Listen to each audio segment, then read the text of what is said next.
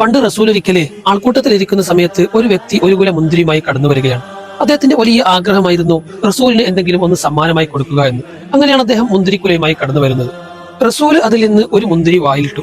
പിന്നെ ഓരോന്നോരോന്നായി കഴിച്ച് അദ്ദേഹത്തിന്റെ മുമ്പിൽ നിന്ന് തന്നെ ആ കുല മുഴുവനും തിന്നു തീർത്തു. മറ്റു സ്വഹാബികൾ അതിങ്ങനെ നോക്കി നിൽക്കുകയാണ്. പക്ഷെ അവർക്കാർക്കും കൊടുത്തില്ല. താൻ ഒരുപാട് കാലമായി കൊടുക്കാൻ ആഗ്രഹിച്ച ഒരു സമ്മാനം അത് മുഴുവനും പ്രവാചകൻ സ്നേഹത്തോടെ കഴിക്കുന്നത് കണ്ട് അയാൾ അത്യധികം സന്തോഷിച്ചു. അയാൾ തിരിച്ചുപോയി. അപ്പോഴാണ് സ്വഹാബാക്കൾ റസൂലിനോട് ചോദിച്ചത്, പ്രിയപ്പെട്ട നബിയെ, അങ്ങേക്ക് എന്തു പറ്റി? സാധാരണ അങ്ങനെയല്ലല്ലോ. അവിടുത്തെ കയ്യിൽ കിട്ടുന്നതെന്തും എല്ലാവരും കഴിച്ചതിന് ശേഷം മാത്രം ബാക്കിയുണ്ടെങ്കിൽ കഴിക്കുന്ന അങ്ങ് ഇന്ന് എന്തുകൊണ്ടാണ് ഇങ്ങനെ ചെയ്തത്? റസൂല് പറഞ്ഞു, അദ്ദേഹം വളരെ ആഗ്രഹിച്ചിട്ടാണ് ഈ ഒരു മുന്തിരി എനിക്ക് തന്നത്.